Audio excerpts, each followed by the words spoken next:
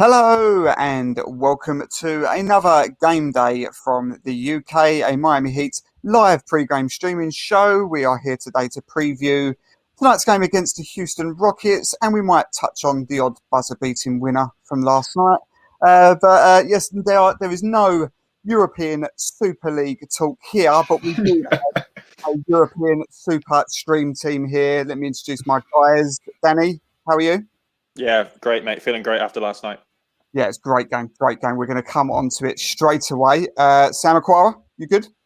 Doing great, thanks. Doing great. How about you? Yes, I'm very well. Very well. In good spirits today. And finally, John Jablonka, how are you? Yeah, all good, thanks. Johnny's looking sharp. This isn't a new. This isn't a new addition. He's just. He's a well overdue trim. So Johnny's looking very sharp tonight, guys. After.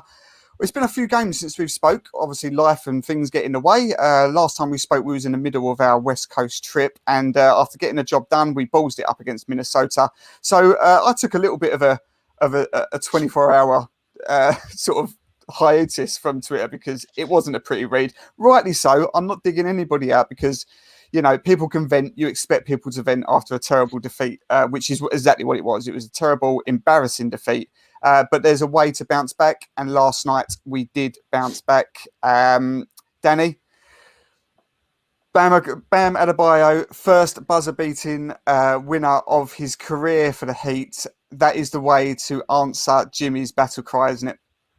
Absolutely. I was tweeting about this last night, actually, and I was saying I was wondering what the field goal percentage for Bam is at the end of the shot clock, because I expect it would be pretty high. You know, you've seen the flashes of that, you know, like, end of the third quarter, end of the second quarter, you know, he takes a sort of risky sort of fadeaway jumper or a baseline jumper and they always go in, right? Yeah. And then it went in when it mattered last night, right at the end of the game. He said, "Get the fuck out of my way, everybody else. Gordon, get the fuck out of my way. I'm fucking taking this to the basket." He took it, I think it was Green, was it? Yes, was it? Green. Yeah. And it was just beautiful. I knew as soon as I knew it. As soon as he took that shot, I knew I was going in. I was loving it. Yeah, absolutely. It was great. ISO Bam to just. He said in his post-game interview, he looked up, saw 11 seconds on the clock. Quick shot over to Spo. No timeout. Bam, ball's in your hands. Go and do it. Go and answer everything that Jimmy Butler and crew have been saying to go and do, and he did it. You know, just executed it perfectly.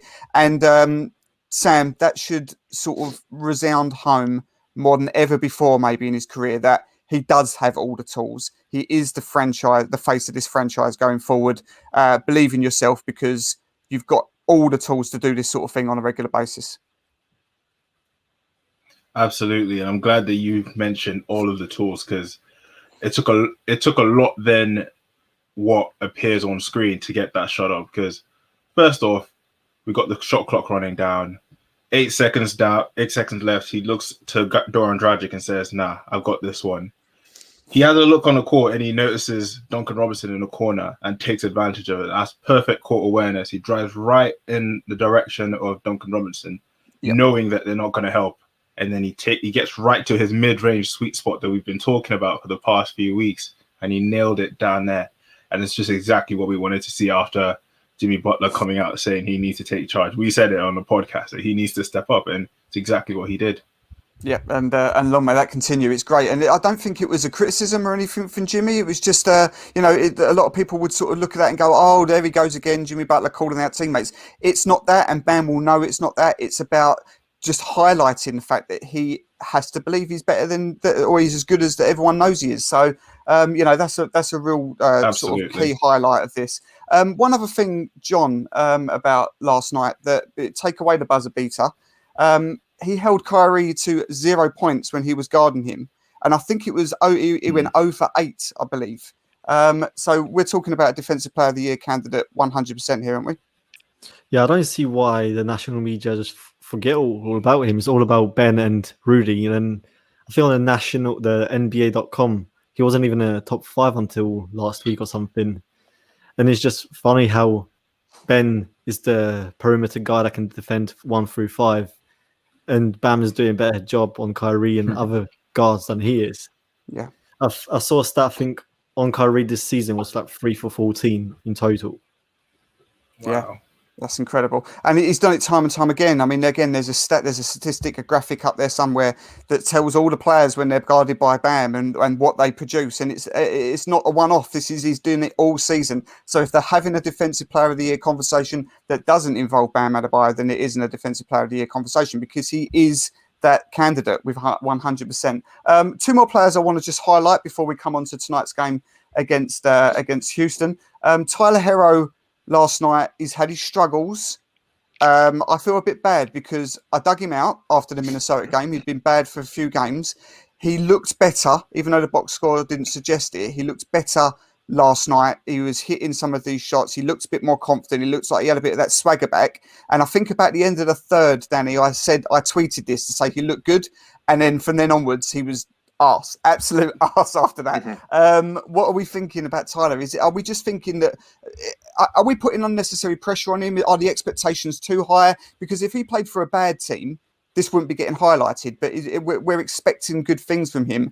And I don't know whether or not this is unrealistic or whether we're being unfair on him or not. You know, I said at the beginning of the season that he was going to be our top scorer. That may be higher expectations, but is this our fault? Are we putting too much pressure on him? Well, he showed flashes, well, not even flashes. He showed, the whole of last season that he was this guy, right? He never lacked confidence. He always took the big shots. He wasn't necessarily, the most reliable player at his position that we had, but he was, you could put him out there and he would get you points. He was a bucket. That's what he called himself. Now it seems that maybe, he didn't necessarily hit that rookie wall during his rookie season. So the short off season, the trade rumors, I think it's all kind of culminated onto him. And I don't think he's really got his confidence back. And I think he's a player that really, he needs that confidence in order to play. Maybe the fact that, there's not a very big crowd as well. You see that, he loves to celebrate in front of the big crowds and things like that, So I think it's just a culmination of things that gets Tyler Hero sort of not into his zone. I think that he can pick it back up. I think I have faith in Tyler. I think he's going to bounce back. I just think it's a matter of time and confidence. Yeah, that's well deciphered, and I think that you're absolutely right. It is he is a guy who's always said, and he said it himself. This isn't us just portraying this image. He said, "I thrive on the big moments. I thrive off the energy. I'm that sort of player that will take on the big game moments." And maybe without that crowd behind him, that has affected him. The short off season is stuff we've covered before. He's not had an off season yet. He's not had a chance to regroup, to build up, to bulk up. To get those sort of maybe inconsistencies. He can drive down on them and knuckle them out of his game. He hasn't had the opportunity to do that. So perhaps sophomore Tyler Hero, the expectations were a little bit too high. Sam, just quickly before I move away from Tyler, just moments before we came on live, I saw a article from HeatNation.com. I haven't read it, but saying that the Miami Heat have had long growing concerns about his celebrity status. I haven't read it, so I don't know whether this is sources, rumours, or just clearly made up. But do you think that is something that we should be concerned of?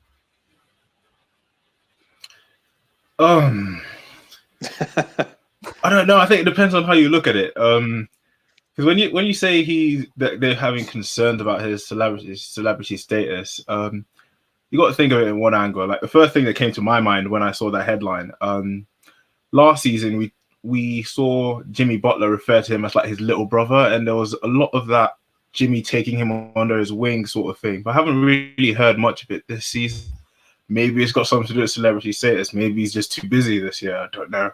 But I don't know. That's a very ambiguous sort of title, a very clickbait. Yeah, I agree. Exactly. The word I was just about to say, it seems clickbait. So I don't think it would be anything that Miami would be concerned about at all. So, as I said, I haven't read it, but I don't think that's the sort of thing. I think that you could be a character, you could lead that lifestyle, but as long as you're showing it on the court, and the Miami Heat wouldn't have it any other way, that you have to bring that graft to every practice, every game. So, I don't think it's going to be a problem. We're going to come on to Dead Man in a minute.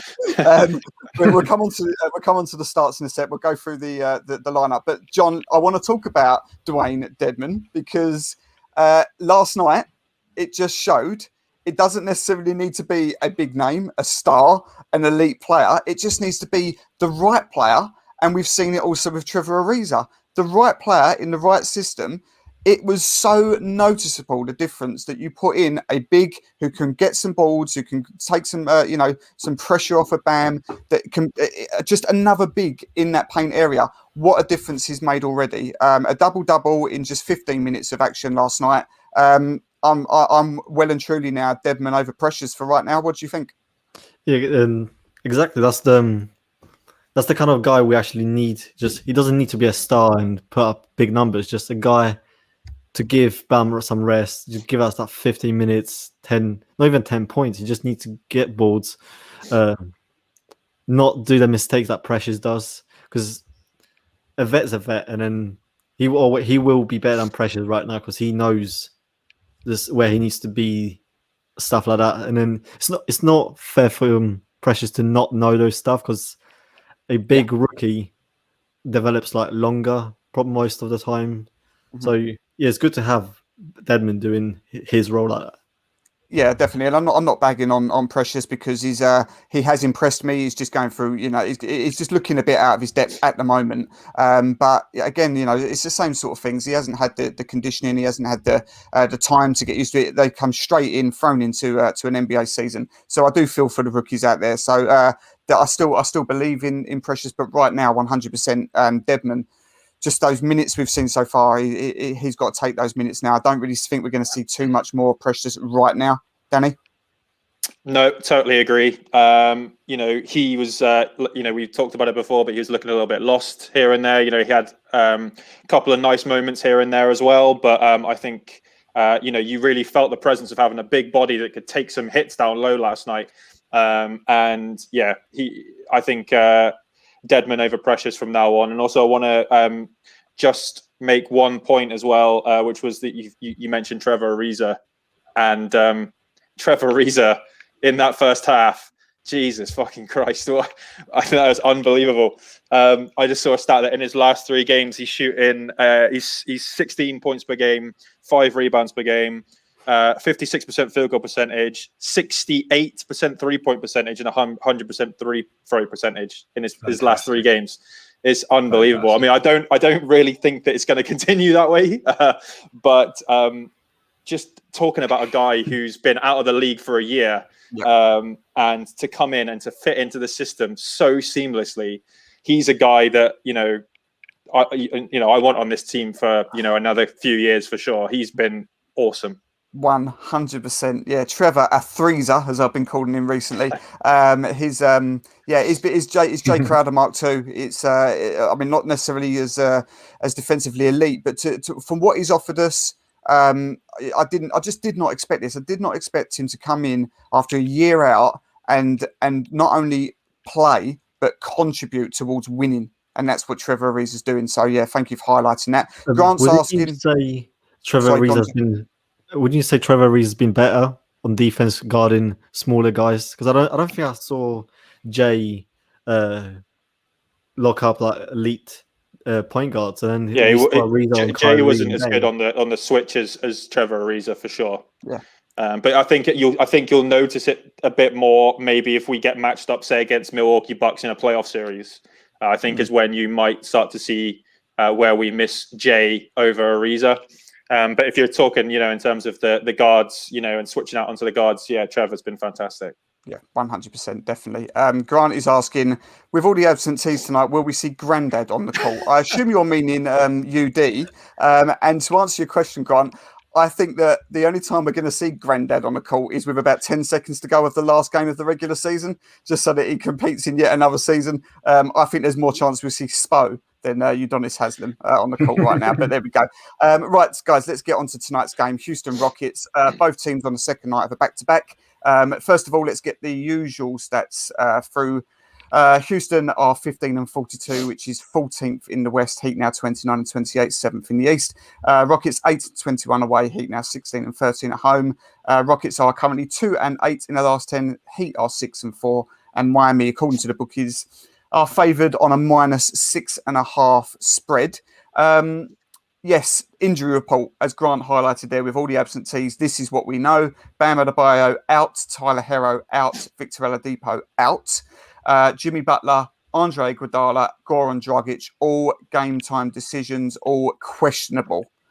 So a lot of players out. Houston also have their problems. Wall, Augustine, Gordon, House, all out as well. As we just said, both teams on a second night of a back-to-back. So you'd like to think, and you never know with this team, but you'd like to think that there's still enough there to get done. This is where we've preached all season about squad depth. I think we're going to see a lot of Gabe Vincent minutes tonight. I think we're going to see Max Strus minutes tonight. We'll come on in a second to what we believe our starting fives will be tonight, because it will be a brand new starting five for about the 25th time this season. But first of all, I want to talk about a guy who's going to be a really good free agent in the summer, and that's Kelly Olynyk. Sam, what's been your thoughts of this new resurgent, free scoring, free rebounding, just multiplayer Kelly Olynyk in Houston?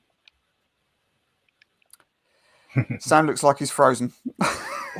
Oh, he's there. You there? You with us, Sam? Sorry? Oh, okay. Yeah, man, I've got a bit of a lag today. Not sure why. Yeah. Did you hear my Kelly Yeah, question? it's got a bit of a lag.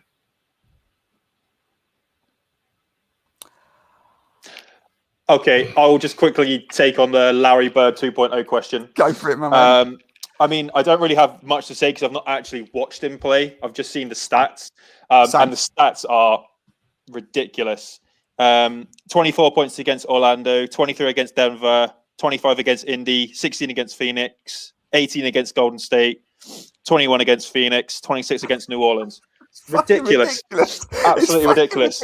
And it's also the rebounds as well, which is ridiculous, because he would get 5-6 rebounds on a good day for the Heat, and he's just putting up regular doubles now. It's just insane. 7, 6, 10, 8, 11, 11, 18 against Dallas. Jesus.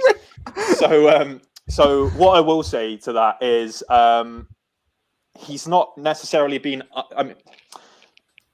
I guess he's been unleashed, I guess you would say, in Houston, but that's mainly because they don't have anyone, right?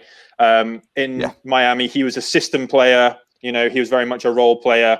But Kelly's always had the chops to do this kind of thing, because we've seen it for the past few years. He'd have games where he would put up massive numbers, but he's very inconsistent. I think because the ball's in his hands a little bit more and he gets a little bit more touches in Houston, I think you're going to see that a little bit more regularly.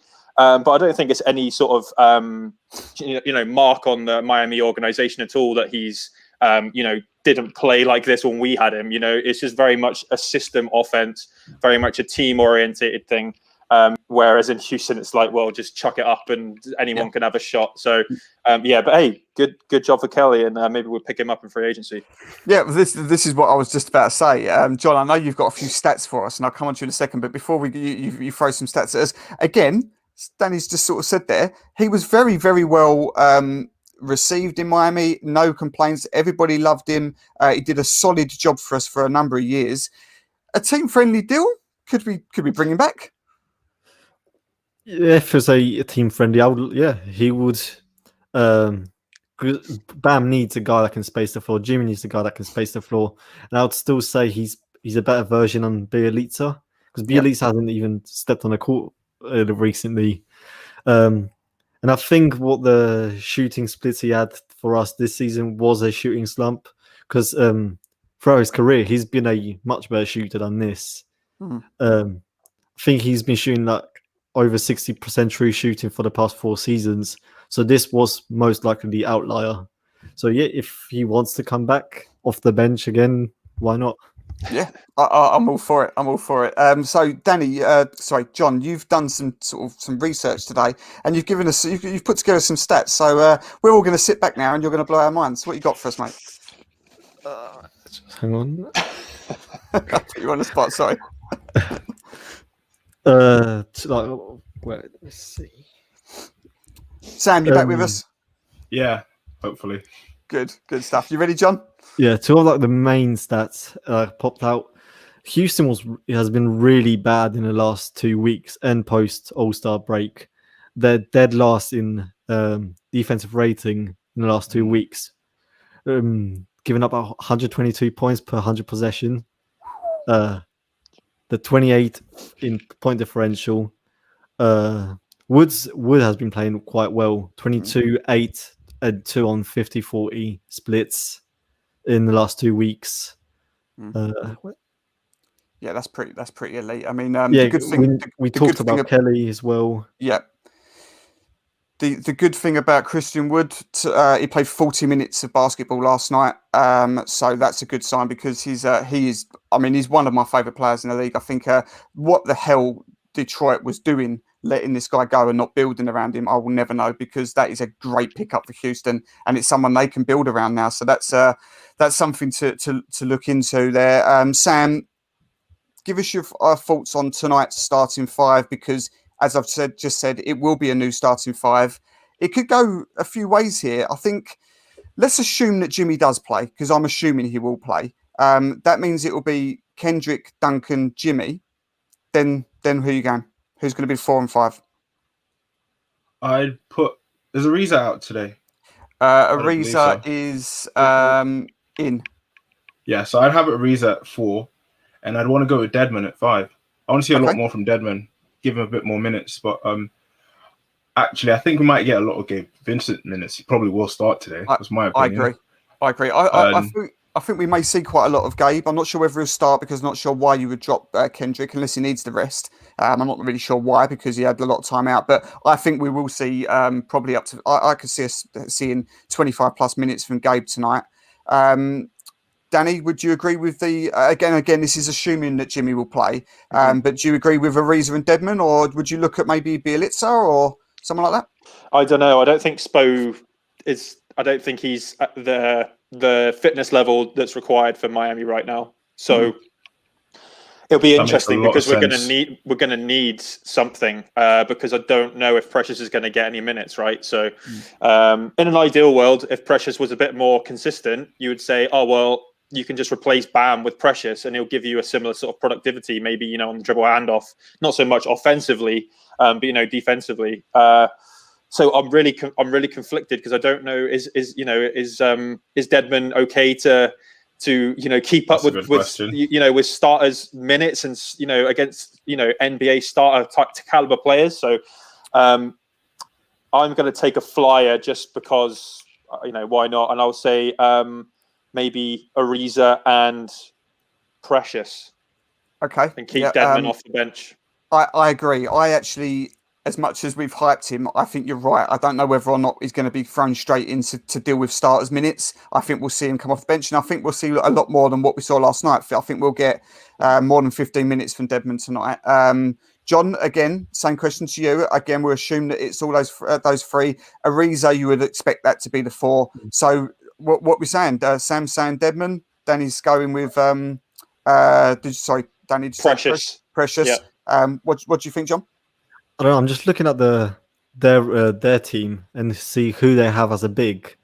They have Christian Wood, Kelly, Justin Patton. So I think either Precious maybe. Has Precious started at all this season? Like, I think he did start once. Right. During the COVID days. During the COVID days, okay. Yes. Yeah. Sorry, I think John. that. Yeah. Sorry, John. Did you have any more to add? I was going to say, I think because of their lack of big, apart from Kelly, maybe would have more small ball lineup. Maybe Iggy and Ariza maybe more minutes together. Yeah, I think that there's probably more chance that we see Precious as a starter tonight than Deadman. I've just got a feeling he might go with Bielitsa. I think he might just give him the first 5 minutes, and then you probably won't see him again. But maybe some Myers minutes, yeah. Exactly what I was about to say. Just like we used to with Myers, just take the opening half a dozen minutes, and then you're not really involved after that. And then we'll then split the rest between Precious and Dwayne Dedmon. So we'll see. But whatever happens, we should have enough tonight. I'm really impressed with Kevin Porter Jr. I'm really looking forward to seeing him, because that's a really good pickup. We know that he's had his problems, the weapons charge, the locker room outburst that saw him leave Cleveland. But, this is a team that has got some pieces to go. It's just obviously this year it is a write-off. They'll look to rebuild around these young players. But this week sees the start of what I think is going to be a really important week for this season, because we play 4 games this week. Houston, then we go to San Antonio Spurs, which is our last game out west. And then we come back with Hawks and Bulls. So again, Danny, this has a real feel of with this absolute cluster of how the 4 to 9 is at the moment, or 4 to 8 certainly. If we're going to start to put this top 6 to bed and not want to be involved in this play-in, this week seems important. It does, yeah. This is paramount that we can get these wins. There's not much more I can add to that. What you said is true. Is we don't want to be in that sort of play-in tournament. So because it's one and done, and you're away. So and I don't trust this team taking a coin flip on a one and done situation. Isn't it not one and done for 7 and 8? It's one and done for 9 and 10. 7 and 8. If you lose, you play the winner of 9 and 10. So as long as you get the 7 and 8. You've got another chance, but I mean, the East is so wild that even a 9 and 10 isn't, it's not out of the realms of possibility here. But yeah, I agree. I don't want any part of this playing. So let's go around not only with tonight's predictions. Let's start with them, but I also want to get your record for the week with those 4 games. Sam, I'll start with you. Tonight's game against Houston and the record for the week. Heat win. I'm gonna say just over 100 points, probably like 7-point win. Okay. Rest of the week, I'm hoping for at least a split. At least. I'm going to be conservative this time. Yep. Okay. Well, yeah. Houston, San Antonio, Atlanta, Bulls 2 and 2. I think would need to be the minimum. I think I'll be if there's anything less than that, I'll be having yet another Twitter break. John, any thoughts on any difference to that? And tonight's game, should this be, despite the injuries, should it be straightforward? Hope so. But we said the same thing about Minnesota. They even they are almost even worse, the same like defensively as Houston post All-Star break, but they're even worse offensively, and we still lost to them. So hopefully we get the win tonight, and I would say yes by 5. I'm not hoping for much. And for the week, I'd say split as well. Okay, right. Wow, Danny, I'm going to be the optimist for once and say going to go 3 and 1. But I think, I think tonight we're going to need Tyler to start making buckets. I think this is a Tyler game tonight for sure. Unfortunately, Tyler Hero is out tonight, so someone else. Is Tyler Hero's out as well? Tyler Hero's out, Bam's out, and Oladipo's out. Butler, Butler, Iguodala, and Dragic are game time decisions. Oh right, well then we fucked it then. No, the optimist is gone. I completely forgot about that. That's right, mate. I don't know then. I don't know. I'll take the dub, but like a close game, couple points. Okay, guys. Well, we've all gone for the win. I am going to be incredibly optimistic, and I'm going to say Miami Heat by 15 tonight.